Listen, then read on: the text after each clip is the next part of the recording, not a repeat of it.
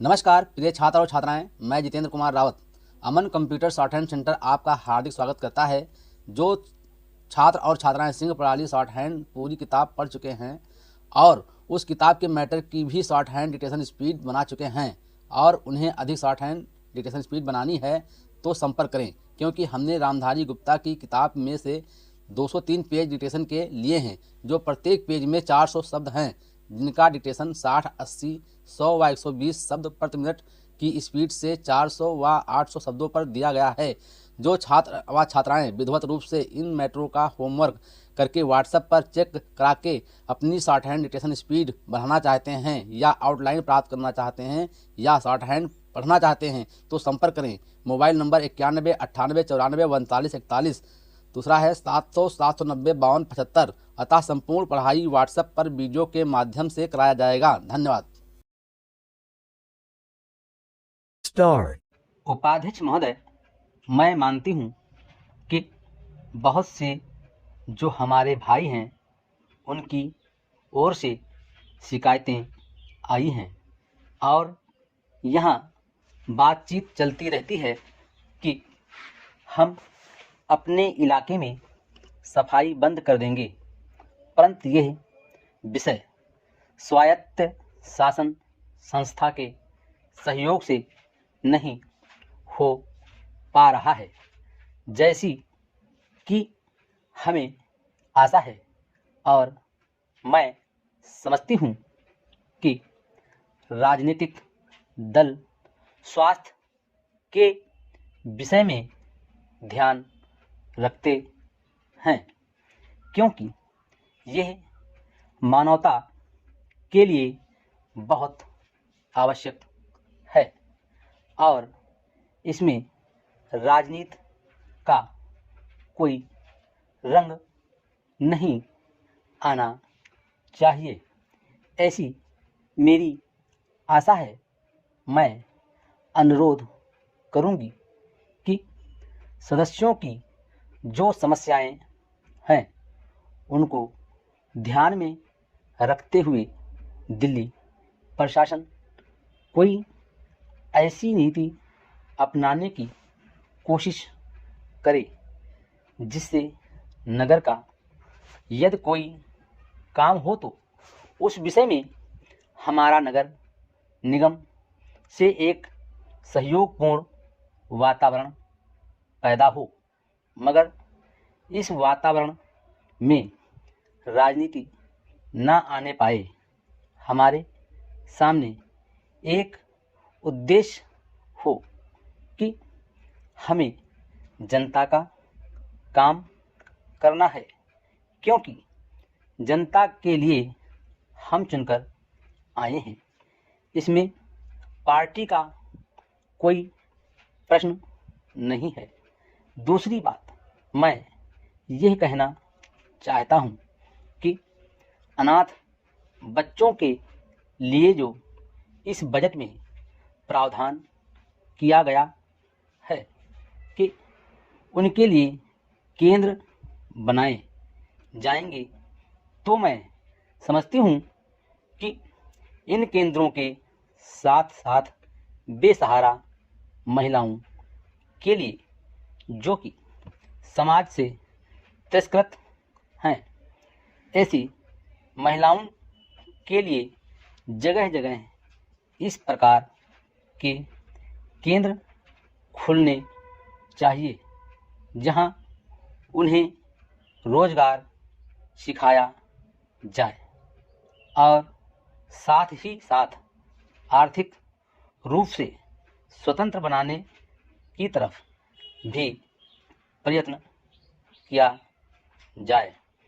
इस विषय में मेरा एक सुझाव है कि जो बच्चे अनाथ हैं, जो बेसहारा महिलाएं हैं, उनकी तरफ हमारी पूरी कोशिश होनी चाहिए कि जो अनाथ बच्चे हैं, जो समाज से तिरस्कृत हैं, उनको अवहेलना की दृष्टि से देखा जाता है, उनके लिए केंद्र बनाए जाएं और उन केंद्रों में वो अधिकारी रखें जाएं जिनके संरक्षण में वो कार्य सीखें, पढ़ें, लिखें।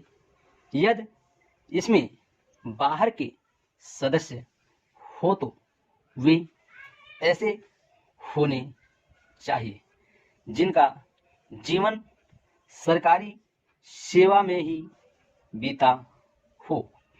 ऐसे योग्य लोगों से सहायता लीजिए। यदि इसमें असामाजिक तत्व घुस गए तो फिर हमारा पैसा ऐसे ही खर्च हो जाएगा और जो नीति हमने बनाई है वो असफल हो जाएगी, जिसका परिणाम ये होगा कि हम उस नीति को कार्य रूप में परिणित नहीं कर सकेंगे। इस बात पर कोई मतभेद नहीं है। उपाध्यक्ष महोदय, रूस में भारत के जो मानचित्र प्रकाशित हुए हैं उनमें भारत के कुछ हिस्से को सही तरीके से नहीं दिखाया गया है।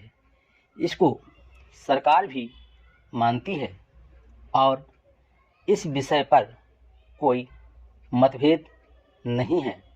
प्रश्न ये है कि अगर किसी देश ने हमारे देश का गलत मानचित्र प्रकाशित किया है तो एक सरकार के रूप में भारत सरकार का जो कर्तव्य है उसने उसको निभाया है या नहीं, और अगर निभाया है तो किस प्रकार से निभाया है। जब भारत सरकार का ध्यान इसमें प्रकाशित उस मानचित्र की ओर दिलाया गया जिसमें हमारे देश के कुछ भाग को गलत ढंग से दिखाया गया था, तो उसने 1956 में ही, जबकि न तो भारत और चीन की सीमा का प्रश्न पैदा हुआ था, इस बारे में रूस ने विरोध किया। इसके बाद भारत सरकार ने लगातार 4 बार रूस सरकार से लिखित रूप से विरोध किया कि हमारे मानचित्र को ठीक से नहीं दिखाया गया है।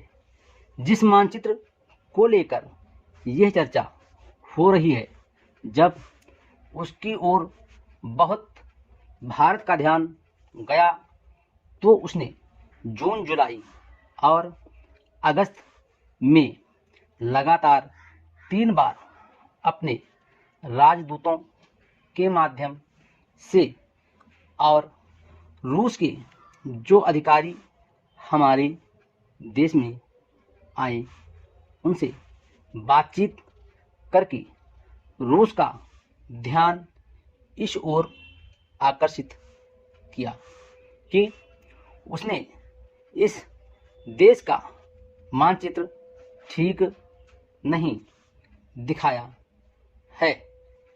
प्रश्न यह है कि जिस मानचित्र के बारे में हम चर्चा कर रहे हैं उसके बारे में हमें चिंता होनी चाहिए या नहीं।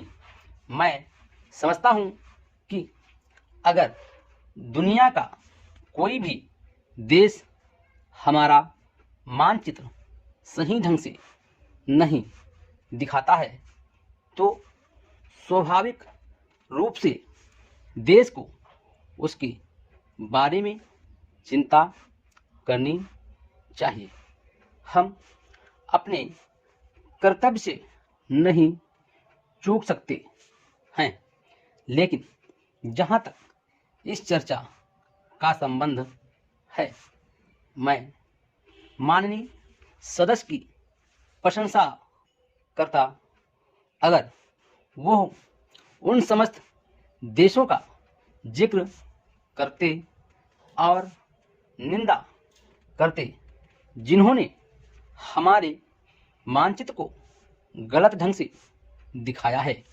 उदाहरण के लिए पाकिस्तान को शिकायत है उसके मानचित्र को केवल रूस, इराक और मिस्र ने ही नहीं बल्कि अमेरिका ने भी गलत दिखाया है।